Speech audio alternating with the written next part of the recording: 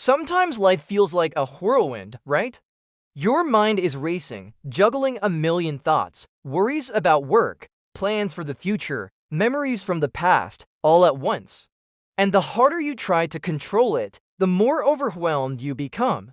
That's exactly where the power of now steps in, inviting us to explore a simple but incredibly powerful idea, living fully in the present moment. This now isn't just some abstract concept.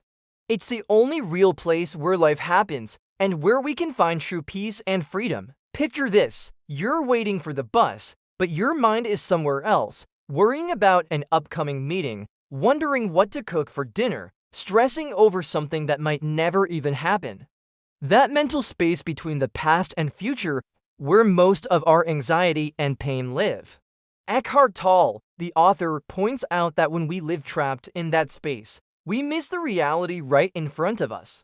Here is the core idea: much of our suffering isn't caused by what is actually happening around us, but by how we react to it mentally. Say you're late for something, the event itself might be minor, but suddenly your mind floods with self-criticism, fear of judgment, and stress.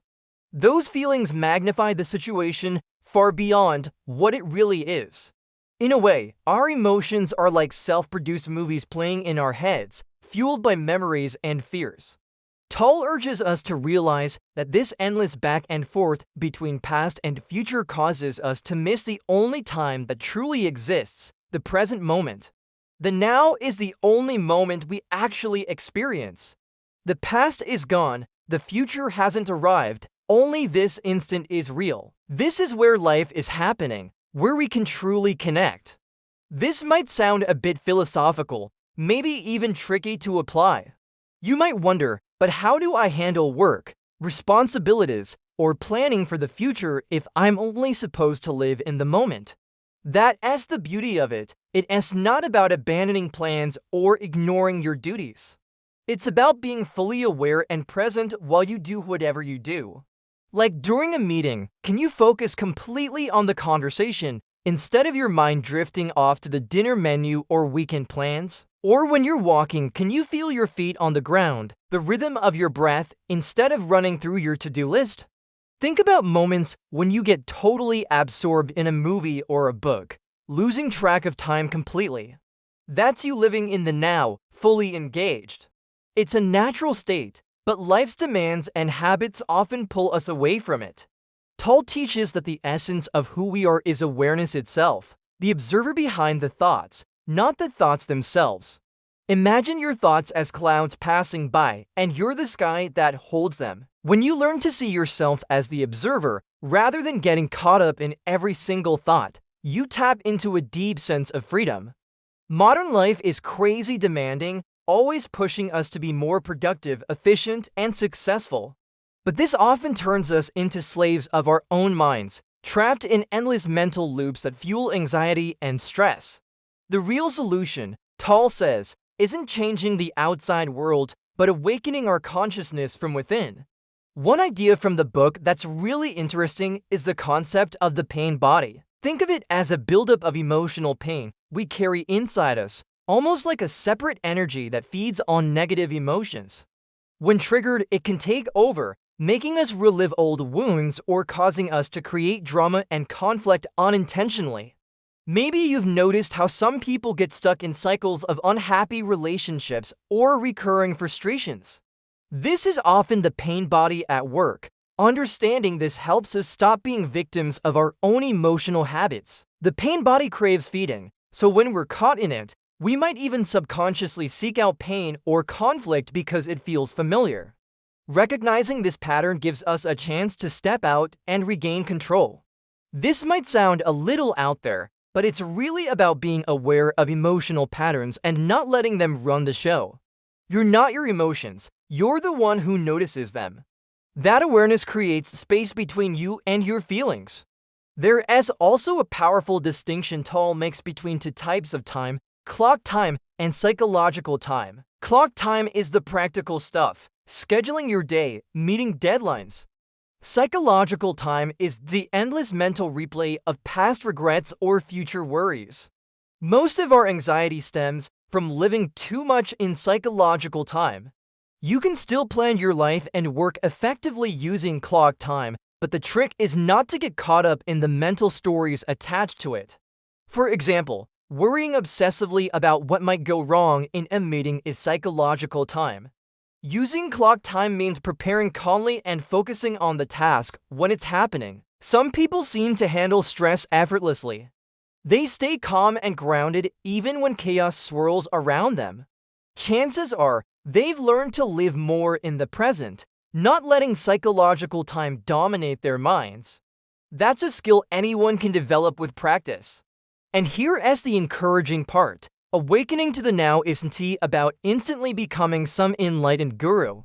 It's a continuous practice, a gentle return to the present moment whenever you catch your mind wandering. You might spend hours lost in thought, but if you catch yourself even briefly and come back to your breath or your surroundings, you're making progress.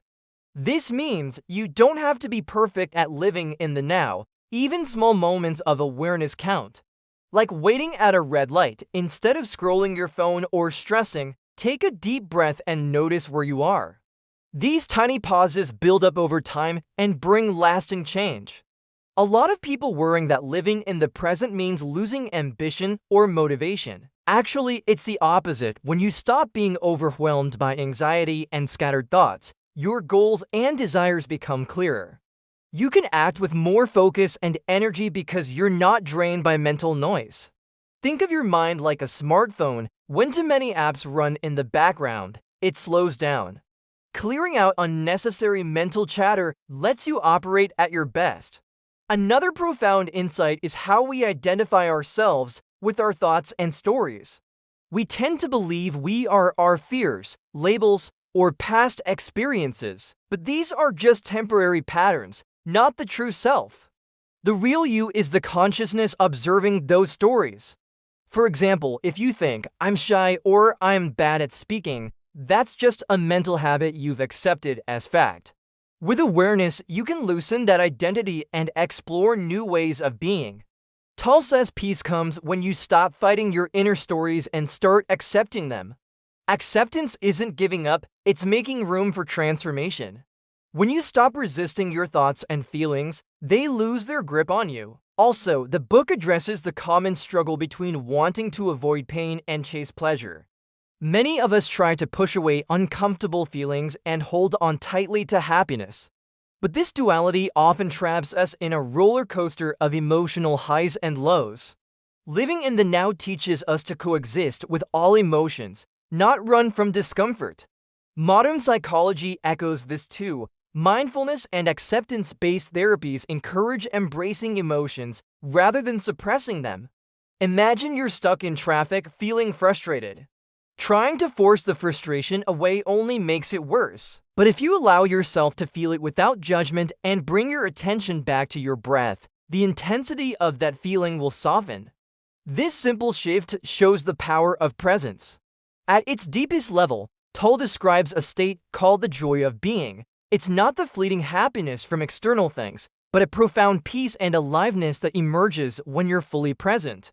Maybe you've experienced this while immersed in nature, art, or even a quiet moment alone. That sense of connection with life itself is what many spiritual traditions point to, and it's at the heart of the power of now. This book resonates because it touches on a universal human desire to escape constant mental noise and find a peaceful, grounded place inside. It doesn't promise quick fixes, but offers a path to gradually awaken and live more freely. In everyday life, you can start practicing presence right now. When you eat, savor the taste without distraction. When you talk to a friend, listen fully without thinking about what you'll say next. When stress creeps in, pause and breathe. Little by little, these habits create a calmer mind and a happier heart. Living in the present isn't about eliminating thoughts, it's about changing your relationship with them. You are not your mind's chatter, you are the awareness behind it. If you can keep coming back to that awareness, no matter how many times you drift away, you're on the path to true freedom. I hope this exploration of the power of now inspires you to experience your life more deeply and peacefully.